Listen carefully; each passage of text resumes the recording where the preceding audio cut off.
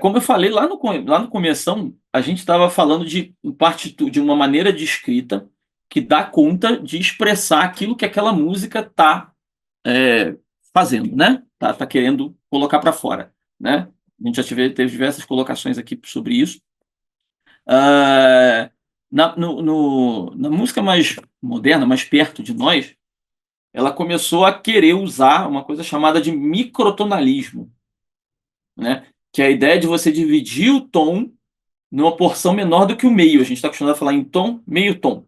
Então eles começaram a ter símbolos que dividiam isso em menos que meio tom. Então é interessante que isso precisa de um treinamento nosso para você perceber o que é um oitavo de tom, né? Porque é difícil você perceber o que é um oitavo de tom, né? A gente treina o ouvido em aulas de percepção, o Valdemir faz muito isso, né? De saber, de a gente entender o que é um salto de meio tom, de um tom, um salto de quarto, um salto de terça menor, não sei o quê, mas ninguém treina para entender o que é um oitavo de tom. Até porque os nossos instrumentos que a gente está acostumado a usar não dão muito conta disso, de expressar isso. Mas instrumentos como, principalmente instrumentos de corda, como violino, violoncelo, eles conseguem, ou a voz, né? Eles conseguem fazer esse tipo de coisa. Então começou-se a ter símbolos que são colocados na frente da nota. Então, por exemplo, se você colocasse esse símbolo aqui na frente de um dó, seria um dó um oitavo de tom acima do que ele realmente seria, né? Não como sustenido que ele é um dó meio tom acima do que ele realmente seria, né? É um dó um oitavo de tom acima. E aqui você vai vendo frações de divisões de tom do tom com menos de meio, três oitavos de tom, cinco oitavos de tom, né? Então, são maneiras de você escrever na partitura, né? Uma coisa que, um tipo de música que já não, que a nossa partitura não dá tanto conta dos nossos símbolos, então as pessoas vão inventando certos símbolos. Esse compositor que eu vou falar aqui agora, né, dessa música aqui, é chamado Krzysztof Penderecki, não sei se alguém já ouviu falar dele, é um compositor que morreu recentemente, ele era polonês. É, ele, nas partituras dele tem uma legenda de símbolos que ele inventa, digamos assim, para poder expressar o que ele quer. Então, se você pegar no verso, eu não acabei não conseguindo achar nenhuma dessas é, legendas que ele cria com símbolos que querem dizer isso ou aquilo, né? E é interessante que você vê quando ele escreve isso aqui está muito mais próximo daquela música lá atrás em que você não tinha uma altura muito precisa, né? Porque o que ele escreve aqui, ele dá uma corda, ou seja, que uma nota, duas notas base, e isso aqui é qualquer coisa acima ou abaixo um pouco do que ele quer. O que soar, soou. Ele está atrás do efeito, e não da nota em si, né? Então você vê aqui que os instrumentos, ele fala que violino um, violino 2, viola, violoncelo. Ele não tem uma escrita tão precisa assim, né? Ele informa aqui que é com pizzicato e que você começa piano e vai crescendo até o fortíssimo. Três fortes, três Fs, né? Então, essa notação não tão precisa assim tem muito mais a ver com aquela escrita lá antes dos anos 1000 do que a nossa escrita hoje, totalmente precisa, né? Ele começa com alguma coisa que você reconhece, a clave de sol, uma nota lá bem no agudo, né? E aqui a partir de uma coisa que não é tão é, precisa assim. E a ideia dele é essa mesmo, né? Isso aqui, né? Uma escrita musical, né? Em que você tem aqui diversos símbolos, diversas informações. Isso aqui você tem uma questão de você tocar uma nota em um grupo, ir para cima e outro grupo ir para baixo até determinada altura. É uma música muito cheia de efeitos, que preza muito mais pelos efeitos do que pelo som da nota ah, ah, colocado precisamente, como nós temos hoje em dia, como nós estamos acostumados, porque o Penderecki, como eu disse, morreu há poucos anos atrás. Essa é uma música de um compositor, não sei quantos já ouviram. Opa, perdão. Ouviram falar dele, John Cage, que é chamada música aleatória, em que você tem aqui várias coisas acontecendo, você tem essa simbologia de círculos aqui, de notas, que é você fazer uma coisa meio que você ir passando a mão para cima e para baixo no instrumento. Aqui é uma música para piano, né?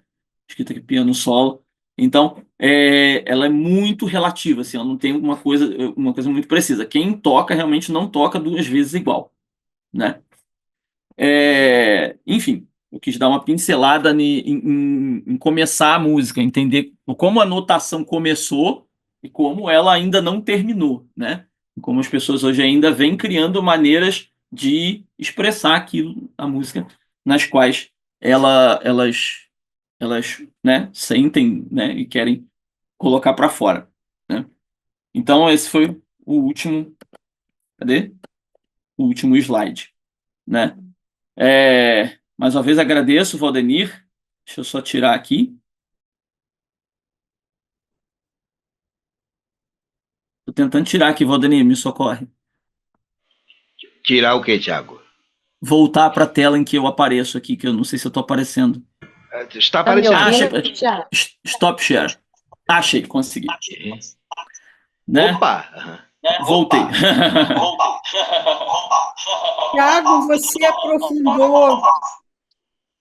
Ah, aprofundou tanto nisso, foi o quê? Isso é uma disciplina que você ensina? Foi uma tese que desenvolveu? é. O que aconteceu na sua vida que você chegou aí? Alguns dizem que eu bati a cabeça, né? Não tô brincando. É, eu sempre, assim, eu tive o prazer e a graça de experimentar muitas fontes de música, muitas fontes musicais, muitas épocas, muitas músicas de muitos tipos e muitos estilos. E eu me especializei em música barroca, né? Eu tenho especialização em música barroca. E eu acabei vendo todas essas coisas, todas essas, né? E estudando porque realmente eu gostava, entendeu? Eu estou fazendo uma especialização em canto gregoriano e a gente tem aprofundado bastante nessa questão da notação. Eu sempre fui muito, gostei muito por mim mesmo de estudar essa coisa toda de como a gente chegou até aqui, né? Como o adulto não nasce pronto, né? Ele começa lá como um feto que vem crescendo, né? E vem até chegar a uma pessoa inteira. Então eu comecei a ver também que tudo era assim. Para vocês terem uma ideia, na época que eu fiz a especialização do Barroco, a gente foi estudar outras artes do estilo Barroco. Então eu estudei pintura, estudei escultura, estudei dança. Não estudei de fazer, mas estudei de entender como era, né? E existe uma notação para dança que mostra como você se movimenta com o corpo dentro daquela rítmica, daquele estilo, daquele gênero, enfim, que a gente hoje em dia não conhece, né? Hoje em dia, se você vai fazer uma aula de dança, a pessoa demonstra e você repete, né? E aí você vai, né? Mas existia uma notação e a pessoa que lida com essas danças antigas sabe ler essas notações e fazer, né? É muito interessante. Eu sei, acho que a resposta simples da sua pergunta eu me interessei e fui atrás, né? Não, muitos anos estudando, lendo, eu tenho diversos livros, diversos artigos que sempre pesquisei com relação a isso e a resposta é mais ou menos essa, né? Fui correndo atrás mesmo. Maravilhoso, Thiago. Maravilhoso. Muito bom. Obrigado. Espaço aberto, se alguém quiser aproveitar, fazer perguntas para o Thiago. Eu gostaria de fazer um comentário. Pois não? O, tá me ouvindo? Tô ouvindo, deu uma picotada, mas agora ficou O normal. último slide, você falou do John Cage. John Cage. É do John Cage que você falou, o último slide, é a partitura? Desculpa, deu uma Ah, picotada de o novo, eu não John Cage, ele entendi. tem uma peça que chama-se...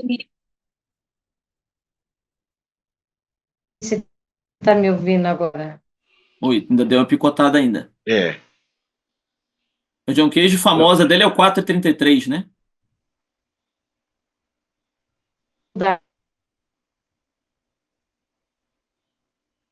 Continua cortando, Adriana. Acho que para mim aqui nem consegui ouvir.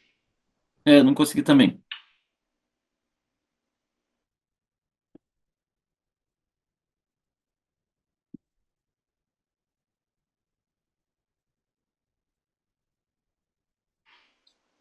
Deixa eu fazer um pequeno comentário desse, Não consegui.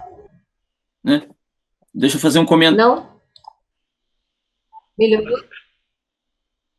Oi? Melhorou, agora eu tô te Melhorou, ouvindo bem. Thiago? Melhorou.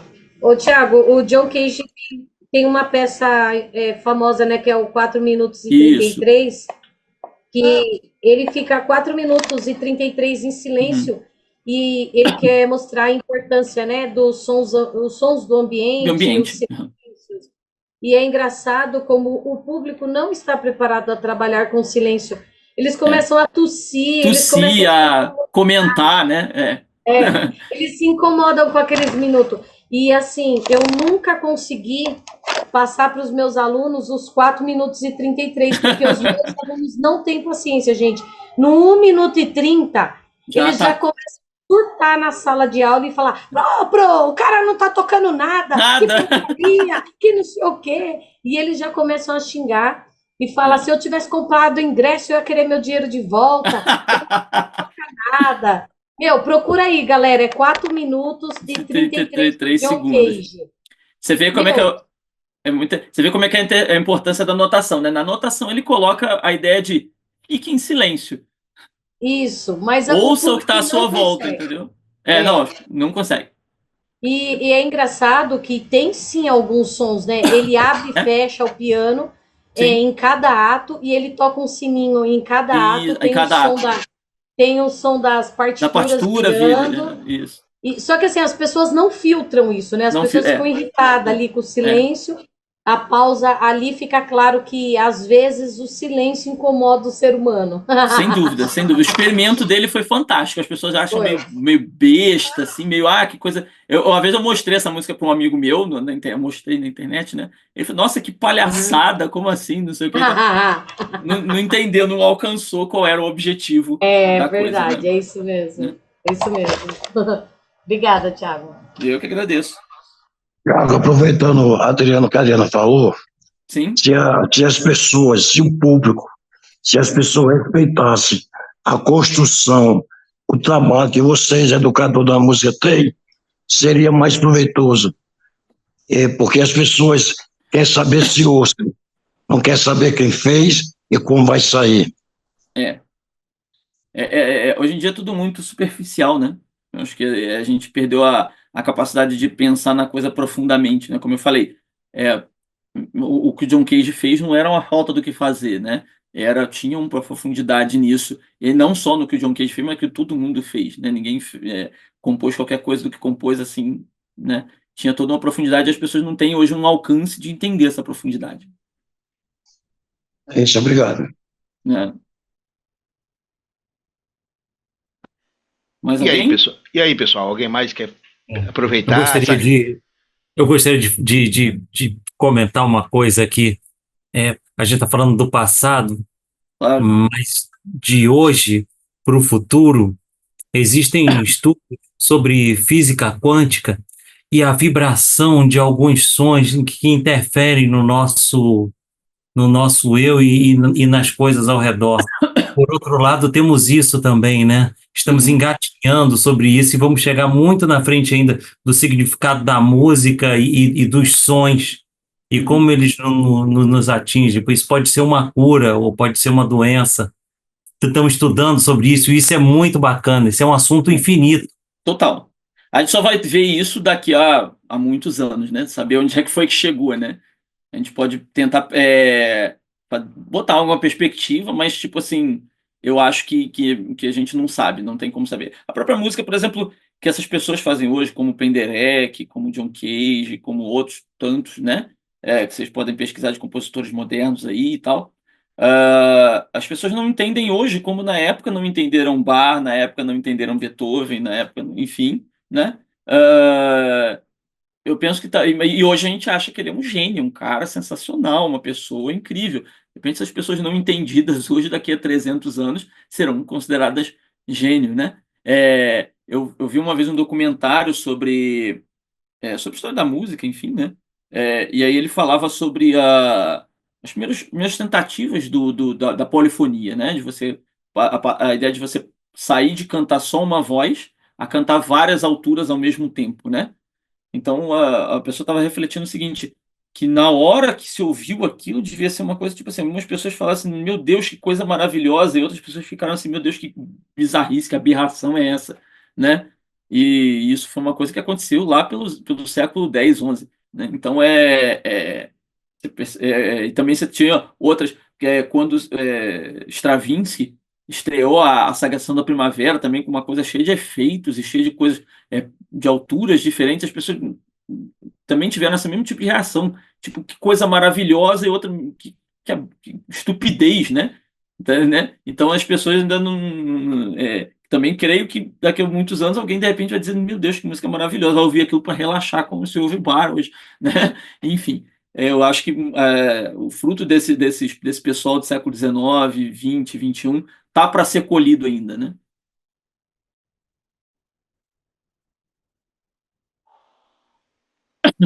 Maravilha, meu querido Tiago. E alguém mais quer fazer pergunta, Tiago? Hein, Valdenir? Oi. Que a Adriana falou aí sobre essa música, né? 433. É igual um minuto de silêncio, né? Ninguém consegue dar um minuto de silêncio. Em lugar nenhum, nos estádios, teve no Jornal Nacional, parece que tem fica naquela agonia, né? O minuto de silêncio no estádio de futebol é 15 segundos, né? 15 segundos. No futebol é impossível ter um minuto de silêncio. Possível, verdade.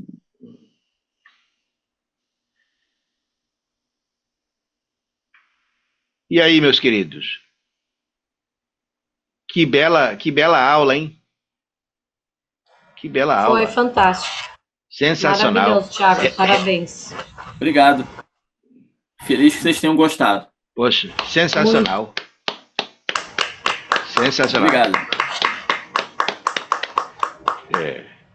Quero mais uma vez agradecer, Thiago, e dizer que, como eu falei lá no início da fala, né, que você é uma verdadeira fonte, é uma fonte inesgotável, né, e assim, e é até interessante a pergunta que a dona Jandira fez. Impressionante esse seu trabalho, esse laboratório que você já tem organizado, e espero que você mais vezes aqui no Sem Fronteiras, cara. Espero mais vezes aqui no Sem Fronteiras. Que maravilha, que maravilha.